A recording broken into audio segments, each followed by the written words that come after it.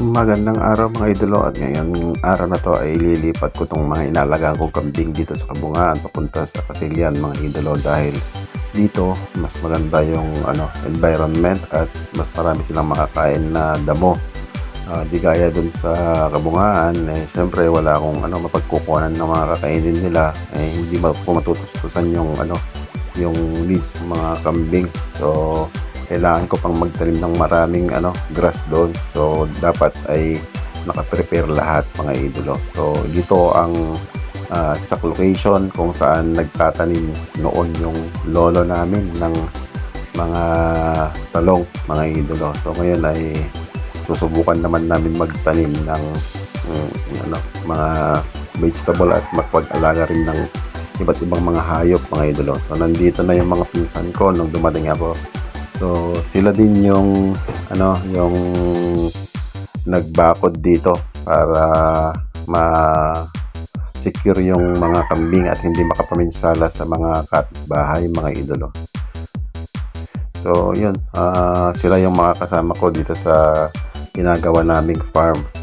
So yun, malaki yung pasasalamat ko sa mga pinsan kong ito, kasi kahit wala akong naibibigay, sige pa rin sila ng paggawa. Gaya niyan, hindi ako nakatulong sa pagbabakod ng farm namin, na ito ay silang dalawa ang nag-initiate para matapos ang mga program na yan mga idolo. Medyo matagal na rin bago namin napag-isipang gawin ito, kaya lang yung oras nga medyo malayo sa akin at hindi ko nagagawa. Pero ngayon ay nandito na sila, medyo nakakapag-adjust na kaming lahat para may sakatuparan yung mga plano-plano namin. So dito ay magpapatayo muna kami ng bahay ng mga kambing. So napakahalaga kasi yun para hindi magkasakit yung mga kambing mga idolo. Mas magandang may bahay sila, lalo't kung tag-ulan, araw ng tag-ulan ay may malililiman sila mga idolo. Yan, ay patay na yung dalawa. Luluto muna si kasin ng ulam namin. Yung chip cook. Mamaya ulit. Idolo. Nakaluto na pala sila mga idolo. Ito. Luto nito. Paksiw. Kala ko magluluto pa lang sila. Nakasaing na. So, ayan lang namin na matapos yun. Tapos kakain muna kami. Ang oras na ba? Time check na. Mag-alas 12 na mga idolo. Ayan. Kain na mamaya.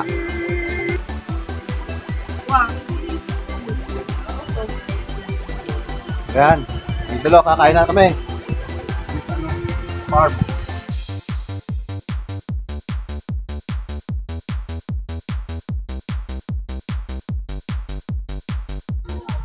Kain tayo mga idolo. Ito. Farm tayo.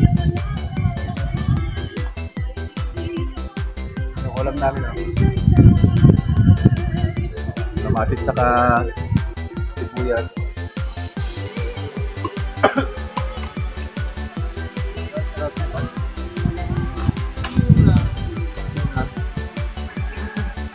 Kiti ho.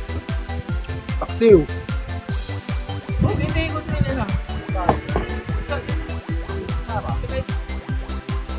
So ayan, at kakain lang kami mga idolo. So itong mga pinsan ko na to ay kababata ko mga idolo. Pero mas nauna lang ako sa kanila ng taon. So nung mga bata kami, sila ang mga kalaro namin dito. Wala akong masabi sa kasipagan ng dalawang to mga idolo. Itong si pinsan kong si Donald ay nagtatrabaho bilang security guard sa isang negosyo dito sa may Lawag, pero naisisingit niya pa rin gumawa dito mga idolo. So siya yung nag-initiate ng mga ginagawa namin dahil mas nasanay sila sa mga gawain na ganito, mga idolo. So ito yon, namimili kami ng ano, gagawing ano, bubong. So ito galing sa ano to, lumang farm.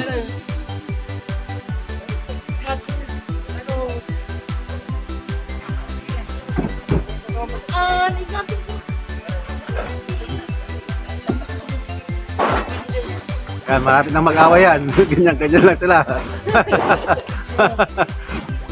Hindi ba kayo ng Ilocano?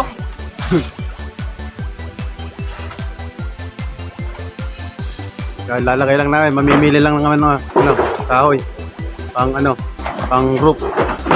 Pang bubong.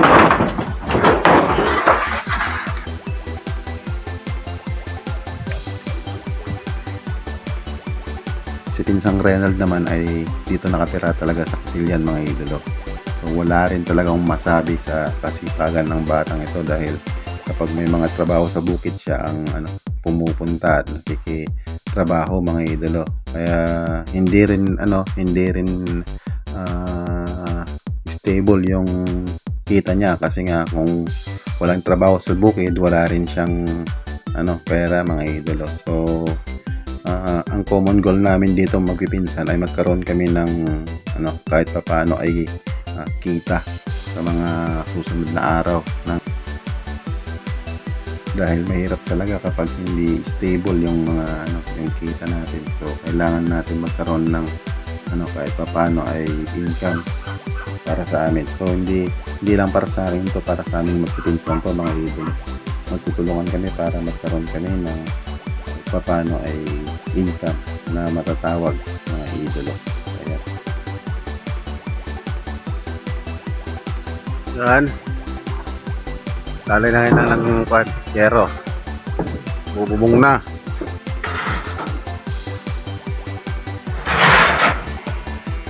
Pakaya.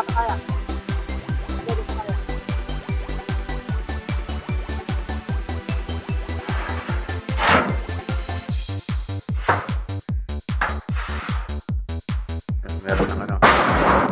Tapos dito may ano siya, may level.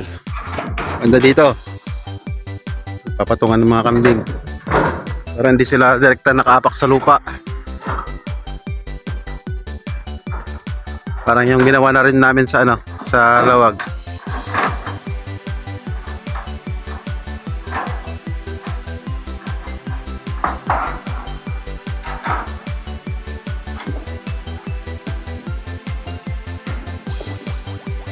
Mano-mano, mga idolo.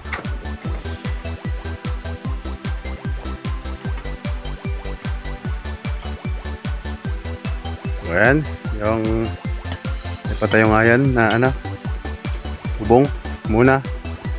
So may ano yan, may ano dito, may level para ano, hindi diretso yung kambing sa ano, sa lupa. So, pag merong ulit ano, oras si ano, Cousin Donald na magkarpintero. Yan. Tapos nga rin. Ayun.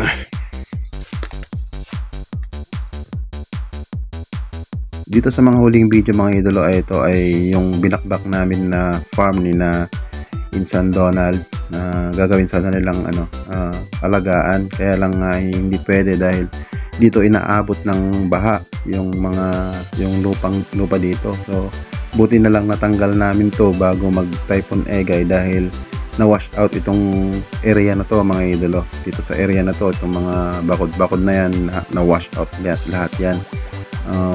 Buti na lang na i-save namin na nauna, tanggal na namin, kaya ayun, nagamit namin dun sa ginagawa naming farm ngayon, mga idolo.